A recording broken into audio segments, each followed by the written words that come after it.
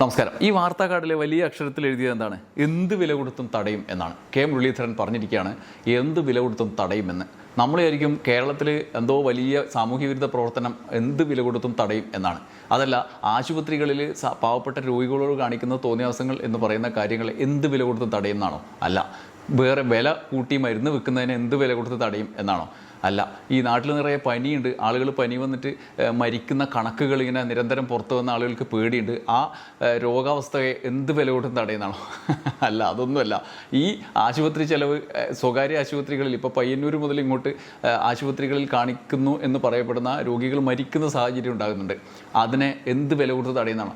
അതൊന്നുമല്ല. മൂപ്പര് പറയുന്നുണ്ടറിയോ, ഈ കേരളത്തിലെ ആശുപത്രികളിൽ പ്രത്യേകിച്ച് മെഡിക്കൽ കോളേജ് കേന്ദ്രീകരിച്ച് നടക്കുന്ന ഭക്ഷണ വിതരണം എന്ത് വില കൊടുത്ത് തടയും എന്നാണ്. ഈ ഭക്ഷണ വിതരണ രാഷ്ട്രീയ പ്രവർത്തനമാണ്, അത് എന്ത് വില കൊടുത്ത് തടയുന്നതാണ് കെ മുരളീധരൻ പറയുന്നത്. എന്താല്ലേ, നമ്മുടെ വി ഡി സതീശൻ സർക്കാർ വന്നതിന് ശേഷം ഏർപ്പാടാക്കിയ ആരോഗ്യമന്ത്രി കെ മുരളീധരൻ്റെ ഏറ്റവും സുപ്രധാനമായ തീരുമാനം, നടപ്പാക്കാൻ പോകുന്ന തീരുമാനം, കേരളത്തിലെ ഭക്ഷണ വിതരണ ആശുപത്രികളിലുള്ളത് ഈ രാഷ്ട്രീയ പാർട്ടികൾ നടത്തുന്നത് അല്ലെങ്കിൽ ആരോഗ്യ മേഖലയിൽ സേവന പ്രവർത്തനം നടത്തുന്ന സംഘടനകൾ നടത്തുന്ന ഭക്ഷണ വിതരണം എന്ത് വില കൊടുത്ത് തടയും. എവിടുന്ന്? അവരുടെ കോമ്പൗണ്ടിനകത്ത് നടത്തുന്ന ഭക്ഷണ വിതരണം എന്ത് വില കൊടുത്ത് തടയും എന്നാണ്. അത് രാഷ്ട്രീയ പ്രവർത്തനമാണ് എന്നാണ് മൂപ്പര് പറയുന്നത്. അത് എന്ത് വില കൊടുത്ത് തടയും എന്ന് കെ മുരളീധരൻ പറയുന്നുണ്ട്. ഇനി നമുക്കിതിൻ്റെ വിവിധ വശങ്ങൾ ഒന്ന് നോക്കേണ്ടതുണ്ട്. കെ മുരളീധരൻ ഇങ്ങനെ പറയാനുണ്ടായ സാഹചര്യം എന്താണ് എന്നുള്ളത് പ്രധാനപ്പെട്ട കാര്യമാണ്. പിന്നെ ആരൊക്കെയാണ് ഇത് ചെയ്യുന്നത്? നിങ്ങൾ ആശുപത്രികളിൽ കേരളത്തിൽ അങ്ങോളങ്ങളും പോയിട്ടുള്ള ആളുകൾക്ക് കാണാൻ പറ്റും.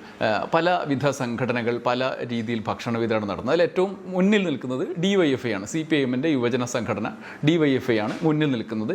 അവർ എല്ലാ മെഡിക്കൽ കോളേജിലും മാത്രമല്ല, ഇപ്പോൾ താലൂക്ക് ആശുപത്രികളിലടക്കം വർഷങ്ങളായിട്ട് എല്ലാ ഉച്ച നേരത്തും ഭക്ഷണ വിതരണം, ഫ്രീ ആയിട്ട് പൊതിച്ചോറ് വിതരണം നടത്തുന്നുണ്ട്. പല രീതിയിൽ പൊതിച്ചോറിനെതിരെ രംഗത്തെത്തിയ ആളുകൾ നമുക്കറിയാം. രാഹുൽ മാങ്കൂട്ടാണ് അതിൽ മുൻപന്തിയിലുണ്ടായിരുന്നത്. പൊതിച്ചോറിൻ്റെ മറവിൽ അനാശാസ്യം എന്ന് പറഞ്ഞ രാഹുൽ മാങ്കൂട്ടത്തിന് ശേഷമാണ് കെ മുരളീധരൻ ആ ബാറ്റൺ ഏറ്റെടുത്തിരിക്കുന്നത്. പൊതിച്ചോറിൻ്റെ അനാശാസ്യം നോക്കാൻ പോയ രാഹുൽ മാങ്കൂട്ടം അനാശാസ്യം മാത്രമല്ല, ബലാത്സംഗ കേസിലും നിർബന്ധ ഗർഭചിത്രത്തിലും ഒക്കെ അകത്തായി ഇപ്പോൾ നാട്ടിലിങ്ങനെ അവിടെ ഇവിടെ ഇല്ലാണ്ട് നടക്കുകയാണ്. നാട്ടുകാർ എന്താണ് അവസ്ഥ എന്ന് ഇപ്പം ആലോചിച്ചുകൊണ്ടിരിക്കുകയാണ്. അപ്പോഴാണ് കെ മുരളീധരൻ എന്നാൽ മോനെ രാഹുലെ ഞാനത് ഏറ്റെടുത്തേക്കാന്നുകൊണ്ട് ഭരണകൂടത്തിൻ്റെ നേതൃത്വത്തിൽ ഇരുന്നുകൊണ്ട് ഈ തീരുമാനം നടപ്പാക്കാൻ രംഗത്ത് വരുന്നത്. അതാണ് ഒന്ന്, DYFI. അതുകൂടാതെ ഇപ്പോൾ മറ്റ് പലവിധ യുവജന സംഘടനകൾ ഉണ്ട്, സന്നദ്ധ സംഘടനകളുണ്ട്, ചാരിറ്റി സംഘടനകളൊക്കെ ഒറ്റക്കൊറ്റക്കും വാർത്തകളിൽ ഇടം പിടിക്കുന്നതും പിടിക്കാത്തതുമായ നിലയിൽ ഇങ്ങനെ ഭക്ഷണ വിതരണം നടത്തുന്നുണ്ട്. ഇന്ന് വാർത്തകൾ കണ്ടില്ലേ, കെ കരുണാകരൻ്റെ പേരിലൊരു ട്രസ്റ്റ് കോട്ടയത്ത് മെഡിക്കൽ കോളേജിൽ ഭക്ഷണ വിതരണം നടത്തും. അങ്ങനെ ചില ദിവസങ്ങളിൽ പ്രത്യേകമായ ജന്മദിനത്തിലും ഒക്കെ കൊടുക്കുന്നതുമുണ്ട്, ഇടതടവില്ലാതെ കൊടുക്കുന്നതുമുണ്ട്. സേവാഭാരതിയെ പോലുള്ള BJPയുടെ സംഘടനകളും കൊടുക്കുന്നുണ്ട്.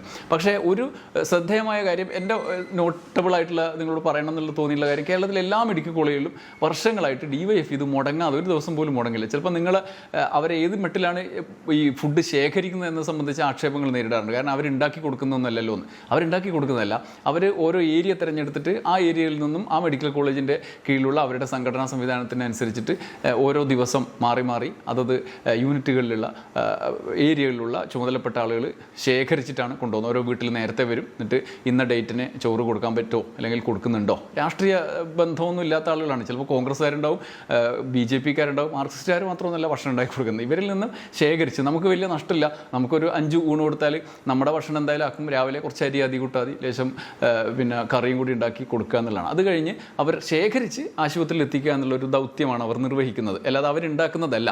അവരുണ്ടാക്കുന്നതല്ലോ പിന്നെന്താ അവർക്ക് ഇത്ര ചൂട് നിർത്തിയാൽ എന്ന ചോദ്യങ്ങൾ കേൾക്കുമ്പോൾ സ്വാഭാവികമായിട്ടും നമുക്ക് തോന്നും. പക്ഷേ എന്നിട്ടും ഇങ്ങനൊരു കാര്യം ചെയ്യാൻ അവർ ഇനീഷ്യേറ്റീവ് എടുത്ത് വരുന്നുണ്ടല്ലോ എന്നുള്ളത് നമ്മൾ സമ്മതിച്ചു കൊടുക്കണം. അവിടെയാണ് അവരുടെ ഈ പ്രവർത്തനത്തിൻ്റെ മറ്റ് ചില അനുരണനങ്ങൾ പ്രകോപിതനാക്കുന്നത് മുരളീധരനെ. എന്തുകൊണ്ടായിരിക്കാം?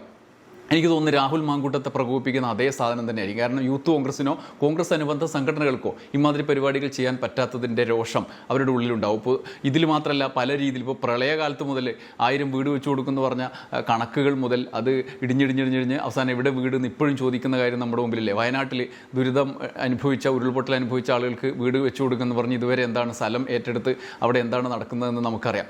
ഇപ്പോൾ മാത്രമല്ല, ഇപ്പോൾ സർക്കാർ വന്നിട്ട് സർക്കാരിൻ്റെ വയനാട് അതിജീവന പദ്ധതിയുടെ ഭാഗമായിട്ടുള്ള വീടുകൾ ആദ്യഘട്ട കഴിഞ്ഞ സർക്കാരിൻ്റെ കാലത്ത് കൈമാറിയ വീടുകളല്ലാതെ ഒരു പണിയും മുന്നോട്ട് പോകുന്നില്ല എന്നുള്ള വാർത്തകൾ അവിടുത്തെ ചുമതലപ്പെട്ട ആളെ തന്നെ മാറ്റിക്കളഞ്ഞ സാഹചര്യമുണ്ട്. ഇതിൻ്റെയൊക്കെ തുടർച്ചയായിട്ടാണ് ഇങ്ങനെ ചില നീക്കങ്ങൾ നടത്തുന്നത്. അത് സംഘടനാപരമായി ചിലപ്പോൾ സംഘാടക മികവ് കൊണ്ടൊക്കെ നടപ്പാക്കി വിജയിക്കേണ്ട ഒരു കാര്യം കൂടിയാണത്. കാരണം ഒരു ദിവസം പോലും മുടങ്ങാതെ അത് ചെയ്യുക എന്നുള്ളത് പ്രധാനപ്പെട്ട കാര്യമാണ്. അതിൻ്റെ തുടർച്ചയായിട്ട് ഇങ്ങനെ ഒരു കാര്യം നിർത്തലാക്കി കഴിഞ്ഞാൽ അത് നമ്മൾ അവരുടെ ഈ പരിപാടിയിൽ നിന്ന് രക്ഷപ്പെടില്ല. ആൾക്കാർ പറയില്ലല്ലോ ഇനി യൂത്ത് കോൺഗ്രസിനെയോ പറയില്ല അവരിങ്ങനെയൊക്കെ ചെയ്ത് നിങ്ങളങ്ങനെ ചെയ്യുന്നില്ലല്ലോ എന്ന് ചോദിക്കാൻ വരുമ്പോൾ അവരോട് മറുപടി എന്ത് പറയും എന്നുള്ളതൊക്കെ ആയിരിക്കാം ഇങ്ങനെ കെ മുരളീധരൻ ചെയ്യുന്നതിന് കാരണം. കെ മുരളീധരൻ ആളുകളെ കയ്യിലെടുക്കുന്ന മാസമായിട്ടുള്ള ഒരു ഗ്രൂപ്പിനെ കയ്യിലെടുക്കുന്ന പ്രാസംഗികനൊക്കെയാണ്. പക്ഷേ ഭരണനിർവഹണ ശേഷി എത്രത്തോളം ഉണ്ടെന്ന് നമുക്ക് നേരത്തെ അദ്ദേഹം തിരഞ്ഞെടുക്കപ്പെടാതെ മന്ത്രിയായി ഒടുവിൽ MLA ആയി ജയിക്കാത്തതിനാൽ രാജിവെക്കപ്പെട്ട ഒരു അനുഭവം മാത്രമേ നമ്മുടെ മുമ്പിലുള്ളൂ. അല്ലാതെ അദ്ദേഹം MLA ആയി പ്രവർത്തിച്ചിട്ടുള്ളതിനപ്പുറത്ത് ഭരണനിർവഹണ ശേഷി എത്രത്തോളം ഉണ്ടെന്ന് നമുക്കറിയില്ല. പക്ഷേ അദ്ദേഹത്തിൻ്റെ ശേഷി ഇമാതിരി ശേഷിയാണെങ്കിൽ 5 കൊല്ലം കൊണ്ട് ആളുകളുടെ മേലേക്ക് പതിക്കുന്ന ആഘാതം ചെറുതായിരിക്കില്ല എന്നുറപ്പാണ്. കാരണം ഇങ്ങനെ എന്ത് വില കൊടുത്തും തടയാൻ അദ്ദേഹം തിരഞ്ഞെടുക്കുന്ന വിഷയങ്ങൾ പ്രധാനപ്പെട്ട കാര്യമാണ്. ഇതാണ് ഒന്ന്. മുരളീധരൻ്റെ പിന്നിൽ എന്താണ്? ഇപ്പോൾ ഉദാഹരണത്തിന് ആലപ്പുഴയിൽ മാത്രമാണ് ഈ പ്രശ്നം, മെഡിക്കൽ കോളേജിൽ മാത്രമാണ് ഈ കാര്യം ഞാൻ മുന്നോട്ട് വെച്ചത് എന്ന വിശദീകരണം അദ്ദേഹം നടത്തിയിട്ടുണ്ട്. പക്ഷേ ആലപ്പുഴയിൽ എന്താണ് സമാനമായ മറ്റൊരു സാഹചര്യമുണ്ട്. അവിടെ സുധാകരൻ CPIഎമ്മിൽ നിന്ന് പുറത്തു പോയതിനു ശേഷം സുധാകരൻ്റെ കാലത്ത് DYFI ചെയ്യുന്ന ഈ പരിപാടിയിലൊക്കെ അദ്ദേഹം നേരിട്ട് സഹകരിച്ചിട്ടുള്ള ആളാണ്. അതിനെ പുകഴ്ത്തി പ്രശംസിച്ച് അദ്ദേഹം സംസാരിച്ചിട്ടുള്ള ആളാണ്. യൂട്യൂബിലൊക്കെ വീഡിയോകൾ ലഭ്യമാണ്. പക്ഷേ ഇപ്പോൾ അദ്ദേഹം അവരിൽ നിന്ന് മുടക്കി പുറത്തു വന്നതിന് ശേഷം കോൺഗ്രസിനൊപ്പം ചേർന്ന് മത്സരിച്ച് MLA ആയതിനു ശേഷം ഈ പരിപാടി അവസാനിപ്പിക്കാനുള്ള നീക്കമാണ് നടത്തിയത്. അദ്ദേഹം തന്നെയാണ് ആദ്യം ഈ നിർദ്ദേശം മുന്നോട്ട് വെച്ചത്.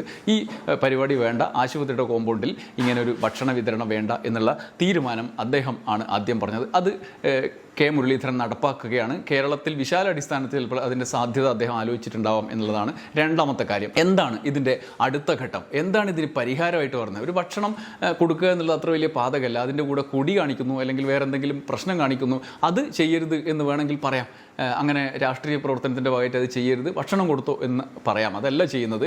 ഈ ആശുപത്രിയുടെ പരിസരം അവരുടെ അധികാരത്തിലിരിക്കുന്ന സ്ഥലത്ത് ഈ പരിപാടി വേണ്ട, ഞങ്ങൾ കമ്മ്യൂണിറ്റി കിച്ചൺ വഴിയുള്ള ഭക്ഷണം മാത്രമേ കൊടുക്കുള്ളൂ എന്നാണ് പറയുന്നത്. ഏത് ആശുപത്രിയിലാണ് സംസ്ഥാന സർക്കാരിൻ്റെ അല്ലെങ്കിൽ ആരോഗ്യ വകുപ്പിൻ്റെ കമ്മ്യൂണിറ്റി കിച്ചൺ നടപ്പാക്കുന്നത് വിജയകരമായി?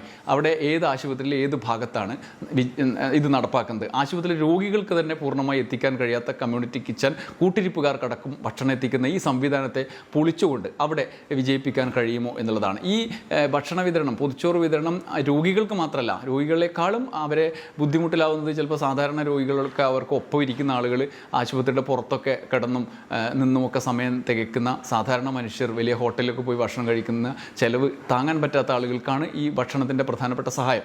അവർക്ക് ഏത് കമ്മ്യൂണിറ്റി കിച്ചണിൽ നിന്നും ഭക്ഷണം ഉണ്ടാക്കി കൊടുക്കും?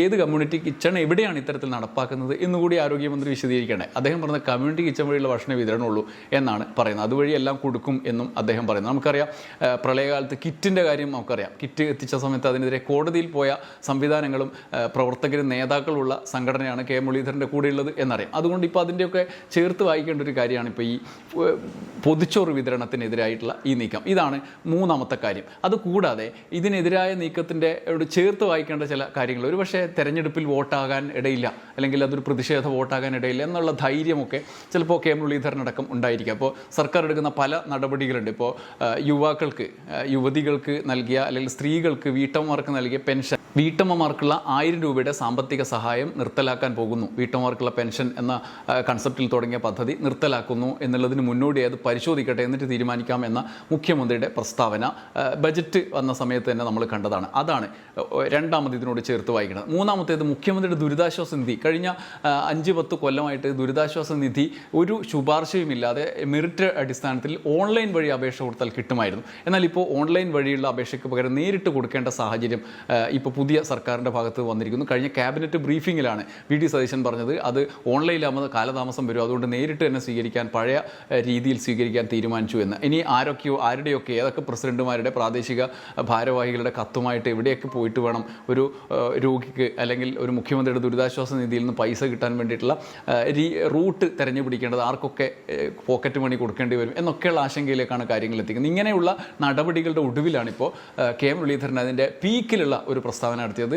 ഇമാതിരി പരിപാടി എന്ത് വില കൊടുത്തും തടയും എന്ന്. അത് ആശുപത്രി കോമ്പൗണ്ടിലെ കേരളത്തിലെ ഇമാതിരി രാഷ്ട്രീയ പ്രവർത്തനം എന്ത് വില കൊടുത്തും തടയും എന്ന് അദ്ദേഹം പറഞ്ഞത്. കെ മുരളീധരനെ പോലെ ഒരാൾ കെ കരുണാകരൻ്റെ മകനായ എല്ലാ പ്രിവിലേജുകളും അനുഭവിച്ച് മുന്നോട്ട് വന്ന് സംസ്ഥാനത്തെ രാഷ്ട്രീയത്തിൻ്റെ മുൻനിരയിൽ നിൽക്കുന്ന കെ കരുണാകരൻ്റെ മകനെ പോലെയുള്ള കെ മുരളീധരൻ എന്ന് പറയുന്ന ഇപ്പോഴത്തെ ആരോഗ്യമന്ത്രി, അദ്ദേഹം ഇരിക്കുന്ന ഇടത്ത് നിന്ന് വളരെ സുരക്ഷിതമായി താഴോട്ട് നോക്കുമ്പോൾ കാണുന്ന കാഴ്ച, ആളുകൾ സുഭിക്ഷമായി ഭക്ഷണം കഴിക്കുന്ന ആ കാഴ്ച അദ്ദേഹത്തെ രോഷം കൊള്ളിക്കാനുള്ള അടിസ്ഥാന കാരണം എന്തായിരിക്കും? പ്രശസ്ത കവി അലി കടുകുശ്ശേരിയുടെ ഒരു കവിത കൂടി വായിച്ചിട്ട് നമുക്ക് ഈ വീഡിയോ അവസാനിപ്പിക്കാം. അദ്ദേഹത്തിൻ്റെ പുതുച്ചോർ എന്ന കവിത ഞാൻ വായിക്കാം. മെഡിക്കൽ കോളേജിലെ പുതുച്ചോർ, ആരോ കൊടുത്തുവിട്ട സ്നേഹപ്പൊതി, മോരുകറിയും പയറുപ്പേരിയും അച്ചാറും വറുത്ത മീൻ കഷ്ണവും ചേർത്ത് വയറ് നിറച്ചുണ്ടു. തന്നതാരെന്ന് തിന്നവനും തിന്നതാരെന്ന് തന്നവനും അറിഞ്ഞില്ല. രണ്ടുപേരും അറിഞ്ഞത് ഒരേ ഒരു സത്യം, വിശപ്പ്.